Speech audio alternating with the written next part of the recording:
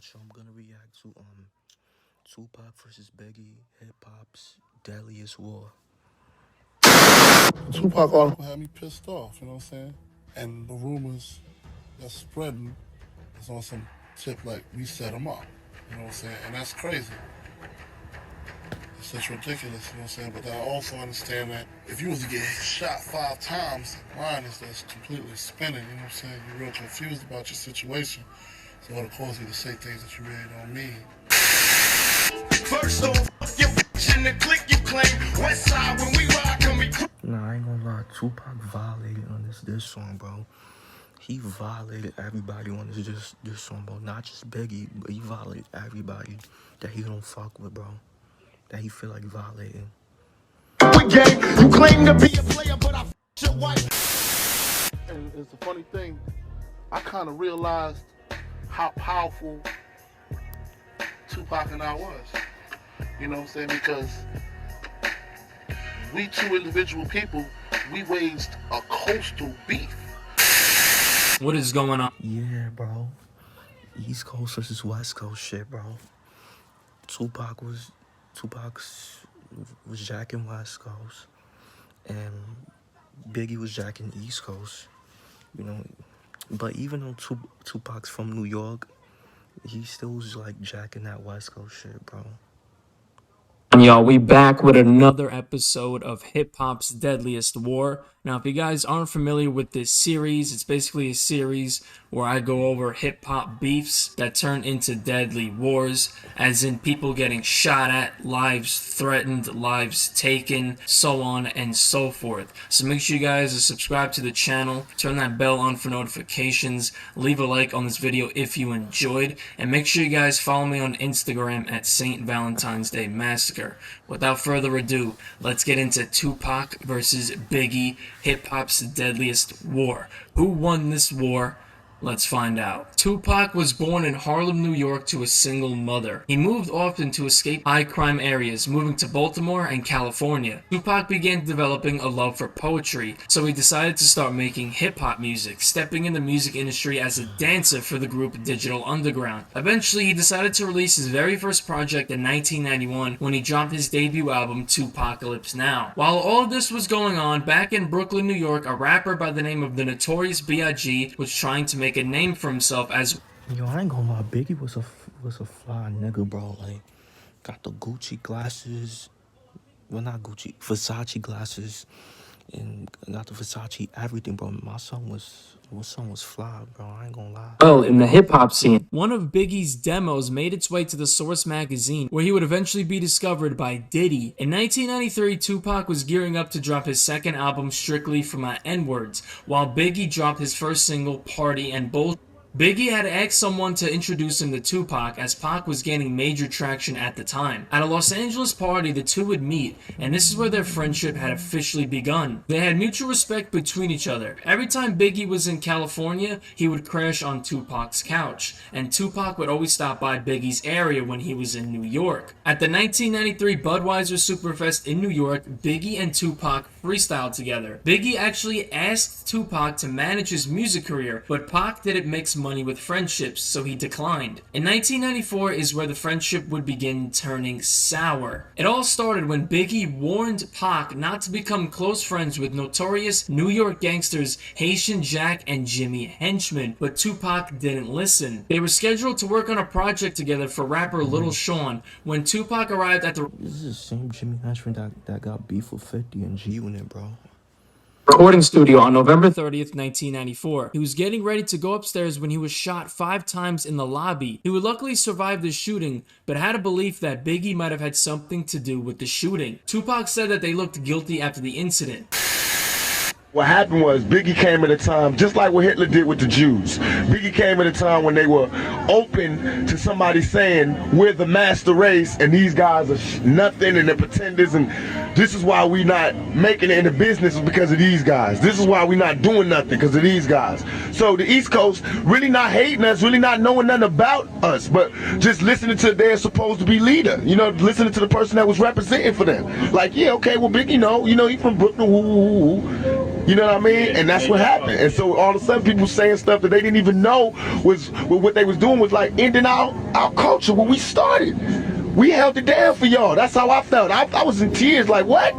When y'all was out there on some, when LL was dancing with women in silver suits and was on some other which I'm not mad at because I might do that one day. And I love them. You know what I mean? But I'm saying when you was being creative and wanting to try other boundaries, we was holding it down with half the rappers from the East Coast was there when I got shot. Nobody knew a thing. That's just like you coming to the hood and the police ask them what happened and everybody's like, I don't know. You know they lying. And all I was doing was like, That's that no snitching shit, bro.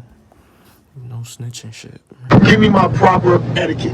If Biggie was out here on the West Coast, he was in the studio with me and we homeboys and he got shot, no, I wouldn't tell him who did it, but he would want, I wouldn't go right on who did it, but he would want to know who did it. And I'd be like, look, man, these niggas from Watts did it. Woom, this is why they want to talk to you. When. That's how I do it. Just like when the niggas from the 60s wanted to get a trench. I went to them personally and talked to them. I do it by the rules of etiquette. So I got shot. I'm like, yo, what happened? Come see me in jail. Biggie all in the air to my yeah, Parker's my homeboy Woom, but not seeing me. My homeboy Stretch is going to Biggie's concerts. It's like abandoning me. But all in the air and on TV, they like, yeah. Oh, Tupac felt like Biggie wasn't there he wasn't there for him in the hospital when he was recovering and shit. Damn. Pop, rest, you know, keep the struggle on. I was like, yo, I'm starting to turn into like Slick Rick. Niggas is just gonna act like I'm gonna just be in jail and they gonna give me shout outs and try to take my position. And if you watch, that's what Biggie did. Listen to us. I was there, nigga. I trained the nigga. He used to be under me like my lieutenant. The nigga, I used to come in New York. I used to do shows and let the nigga come on before I did Keep Your Head Up and Get Around. Because nobody knew the nigga in New York. So all of a sudden he changed from being listen to party and bullshit. Listen to his style. He changed from that to Big Papa. Because of me. He had my album, Me Against the World was the second one. He had the first one. I changed everything because Ready to Die came out and it sounded like my album. All my album was about, you know, dealing with death. And then he came out Ready to Die and I had to switch it. Wow.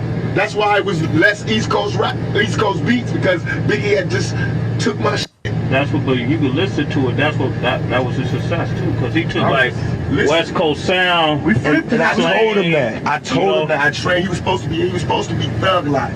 All while he was coming up, I used to let him come on stage with me. He was screaming Thug Life. Hey, cause I he was like, I hate Brooklyn. I hate New York. I'm out with them niggas, puppy cheating me. Woo woo woo. All of a sudden he blew up, and he wasn't saying Thug Life. So I started getting mad, and I was seeing place he was hugging me, yo Pop, yo think you was the only nigga that woo. But he told me like about a week before I got shot, he knew the nigga that was shot me, and he was like, Pop, don't hang around this nigga, you know, we walked in with the nigga that shot me, that ended up shooting me. He's like, Pop, don't fuck with this nigga, because I knew the nigga too, he was my Cody fan. And I was like, what you mean? He's like, I'll talk to you about it later, and we didn't talk. The next time I saw him was at the studio where I got shot.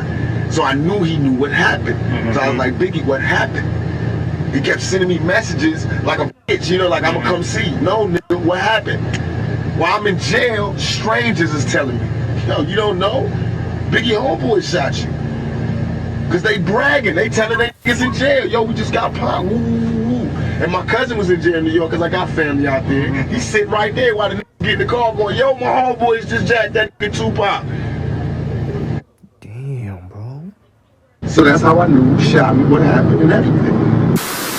Tupac then signed to Suge Knight's Death Row Records. This is where Tupac vowed to destroy Bad Boy Entertainment. While no proof was ever brought forward about Tupac's claims of Biggie and Diddy knowing about the shooting incident, Biggie would respond to Tupac's claims in the song Who Shot Ya, released on his debut album Ready to Die in September 1994, while Tupac was behind bars for sexual assault. On this song, he's taking shots at Tupac. Obviously, just by the name of the song title alone, you could tell this was aimed at Pac and his alleged shooter. This is where the beef officially began on wax. Pac would go on to claim Biggie was in fact behind the shooting. He also said that Biggie was copying his rap style and bragged about sleeping with Biggie's wife, Faith Evans. On June 4th, 1996, Pac would finally respond to Biggie on wax with the song Hit 'Em Up. On the song, he went directly at Biggie. He mentioned everything from sleeping with his wife to even taking shots at Bad Boy Artist, which shifted this beef to not only Tupac versus Biggie, but it was also now an East Coast versus West Coast war. At the end of the song, Tupac went on a rant where he would draw the line for the East versus West war, saying that any of you guys from New York want to bring it,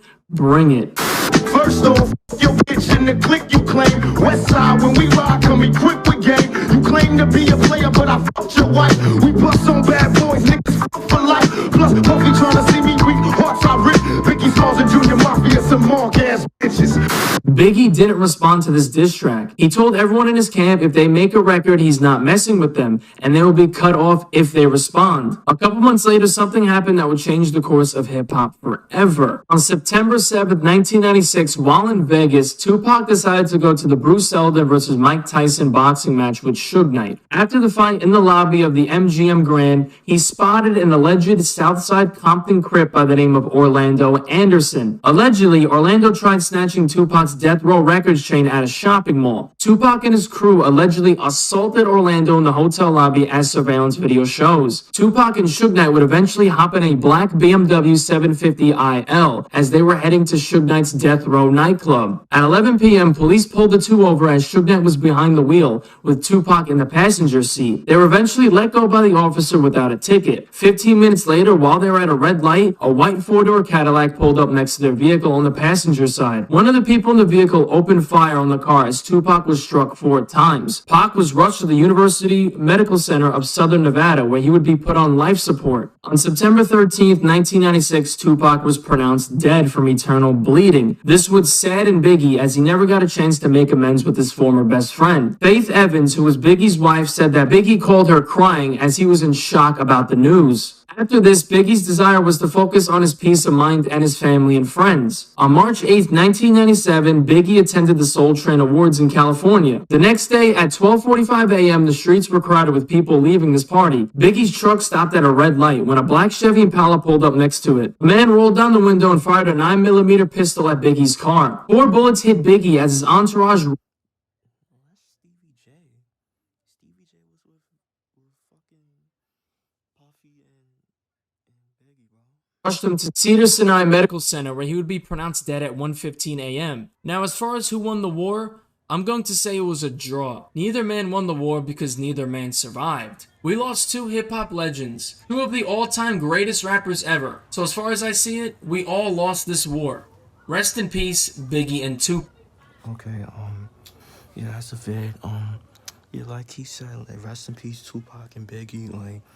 Like this, they could have had like a conversation and all that shit. It's just like